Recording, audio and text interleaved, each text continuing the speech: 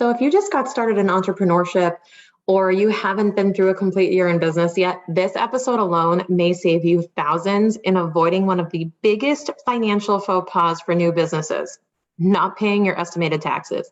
So if you've been in business and let's say you've gone through a tax season already, you probably are going to just get chills hearing again about the horror of not paying your estimated taxes. So many entrepreneurs make this basic mistake. And don't judge yourself if you've made it. We've all been there. But here's the thing, it's totally 100% avoidable. So here's how it works. When you're an employee, we're used to being W-2 employees. We're used to being spoiled, honestly, around our taxes because they're handled for us in a sense. When you're an employee, the company you work for can withhold federal and state income taxes from your paycheck automatically. So you end up taking home less money, but you don't have to worry about remembering to pay. And this is huge. You've been trained and conditioned to think that it's all just handled for you because it's handled by the company. They withhold from your paycheck. Well, once you get into entrepreneurship, that's no longer happening. You're not. You're paying your whole tax bill year round as an employee without even realizing it. And then you go into entrepreneurship, you become a contractor, you become a business owner, and you forget that taxes are a part of everything you're doing as well. Now, if you earn income as an independent contractor or a business owner, you're earning income that doesn't have this automatic withholding. And you're responsible for paying the taxes you owe on the profit you earn in the business. And when I say profit, I mean after your expenses, which is a big bonus. If you're an entrepreneur, you get to deduct business expenses and pay only on the profit that you're earning. So there's a ton of strategies that you can implement, which we'll get into in plenty of other episodes, that will help you reduce what you owe in taxes so that you can keep more of what you earn, which is our goal, right? So here's what I want you to do. I want you to picture, because these always work for me. I love imagery. I love analogies, if you haven't learned this by now. And I want you to picture a set of those highway toll lanes, right? The modern ones. Some of them have toll booths with people in them. Some of them have those scanners, right? So the ones with the toll booths have people there where you actually pay the person to go through the toll, right? But some of them have these scanners where if you go through them, they basically remember you. They know your plate or they know your transponder number, right?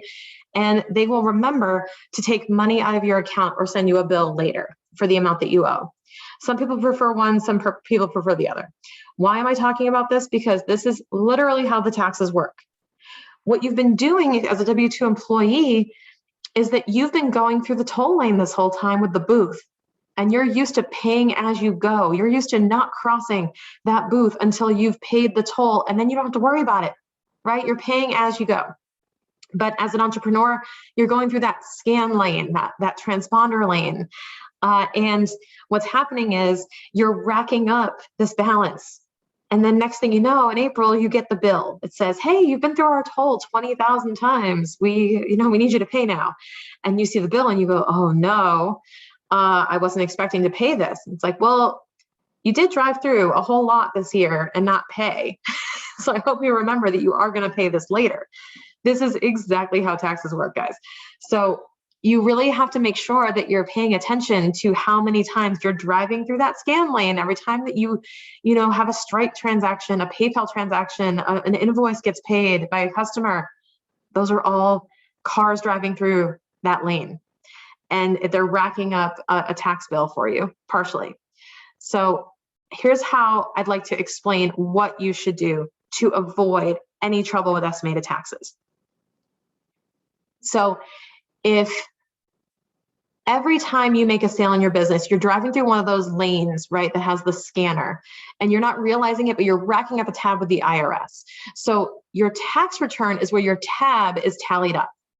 Because so many people were racking up these huge tax bills, but didn't hang on to the cash to pay the bill at the end of the year, the IRS started requiring people to pay quarterly estimated taxes.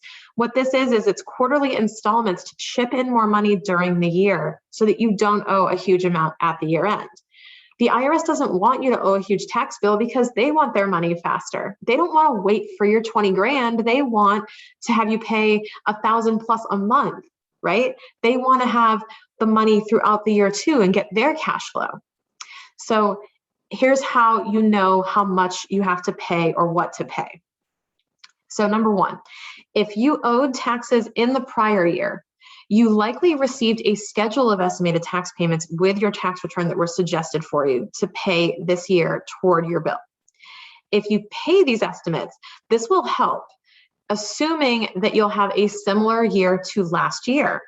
You're definitely going to want to work with an accountant to advise if you need to be paying more or if you can skip a payment. Now, these are designed to help eliminate what is called an underpayment penalty. An underpayment penalty happens if you don't pay enough during the year and you wait till April. You actually get penalized for it. Now, the penalty is not that big, but if you can avoid it, why not, right? So we want to pay these 4 estimated tax payments during the course of the year. And they're predetermined for you based on your tax return that you received for the prior year. So if we're in 2021 right now, you would have filed your 2020 tax return in April or maybe May, because they extended the deadline this year, May.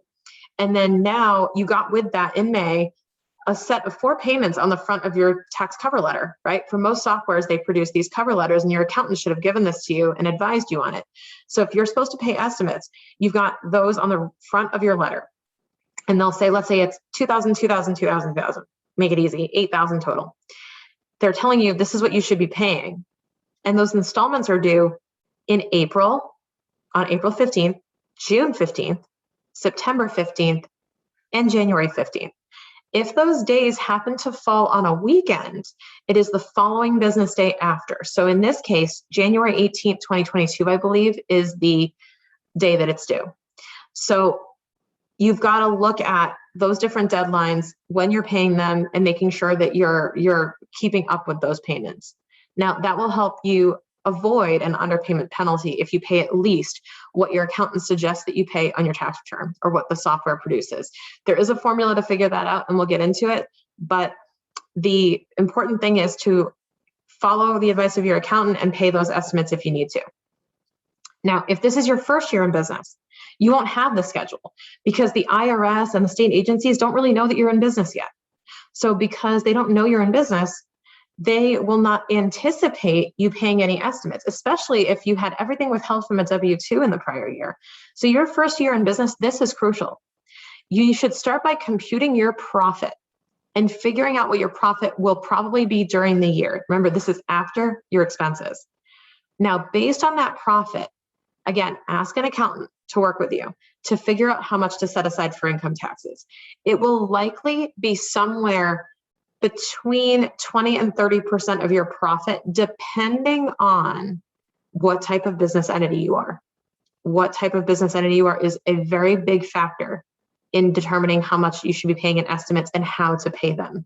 So assuming you are a sole proprietor or single member LLC, for example, you want to be setting aside 20 to 30% of your profit, right, after expenses to pay, because you're going to have to pay self-employment tax, you're going to have to pay your income tax, so you want to be ready.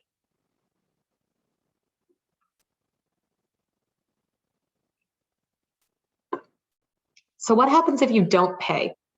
Well, first off, you're going to get hit with a big tax bill. If you owe, and you will probably get an underpayment penalty as well. So if you owe taxes come the end of the year and you're making the IRS wait, yeah, you're probably going to get hit with a penalty. Now, when do you need?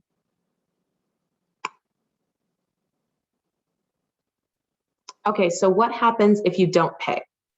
Well, first off, you're going to get hit with a huge tax bill. And most entrepreneurs don't save up enough money in cash to be able to cover those bills because we don't anticipate it. So what's really important is that you're setting aside that money, even if you're not paying it in the estimated tax deadlines, because your first year in business, maybe you don't want to completely pay it off and send it to the IRS just yet. You can set it aside into a personal bank account and have it set aside ready to go, you know, to pay closer to the end of the year when you have a more clear picture of your final year's results. But I do recommend paying before the last estimated tax payment so that you can consider that part of your estimates and pay less in underpayment penalties. Now, how do you pay this? You can go to irs.gov/payments and pay directly online from your bank account for federal taxes that you owe. For state, I recommend going to your state website. It's usually a Department of Revenue, a Department of Taxation.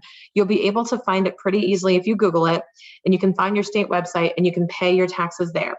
Not surprisingly, every state agency makes it ridiculously easy to pay them, but really hard to find your refund. So you're going to be able to find it just fine where to make a payment. And remember, if you have a pass-through entity, meaning if you have a S Corp, LLC, sole proprietorship, I know these are not all pass-through entities, but if you're treated essentially as a sole proprietorship or a disregarded entity, or you are taxed as an S Corp, you are going to be paying these personally. So remember, if you have a pass-through entity, you're paying your income taxes from a personal bank account. Why? Because even if, for example, my company, even if Fitnancial Solutions is an S Corp, Fitnancial Solutions files an S Corp tax return, and the income from that tax return gets passed along to Shannon. Fitnancial doesn't pay it. Fitnancial just submits a return that's informational to the IRS that says, this is how well we did this year, here's the profit. But they don't pay taxes on that. They say, hey, Shannon, here's the profit you have to claim on what's called a Form K-1. I get that. It hits my tax return. And that is what gets added up together to come up with what I owe in taxes. So that money is going to hit Shannon's tax return. It's going to be part of what Shannon owes. So Shannon has to cut the check. So remember that if you're a pass-through entity, you have to pay that personally. Once you become aware that these quarterly estimates are expected, you can avoid so much stress and be equipped to allocate your money properly. I know so many entrepreneurs who are reactive when it comes to this stuff. So they will take, months and months of not paying any sort of taxes, and then they'll be surprised. And there's nothing worse than a bad tax surprise come tax season when you owe a lot of money, because you're not thinking about it during the course of the year. You're focused on your business. You're focused on earning more income. You're focused on growing. And what type of reward is this to have it all taken away from you, right? That's how you feel. But it's way more digestible. It is way more digestible to pay $1,000 a month, let's say, then get hit with a $12,000 tax bill at the same time. It's just a different feeling. It hits differently. When you can manage the cash flow, you can take ownership of it, you can control when it comes out of your bank account. It really does break my heart to see business owners get their tax return with a $20,000, $50,000, even $90,000 tax bill in April, having paid no taxes during the year and having to figure out where they're going to find the cash to pay for it. It's awful. The ultimate power is having that choice to proactively pay your taxes because you're fully caught up. So if you want to be in that position, you have to find a trustworthy tax advisor who can help. So if you want to be in that position, you have to find a trustworthy tax advisor who can help you. You want to find someone who is proactive, who communicates with you, and who will advise you properly on what and how to pay. So if you want to take control of your taxes and start being proactive instead of reactive, you absolutely reach out to us. You can check out fitnancialsolutions.com. Link is going to be in the show notes. And we'd love to hear more about your business and how we can help you think more proactively when it comes to taxes. All right, I'll see you next time.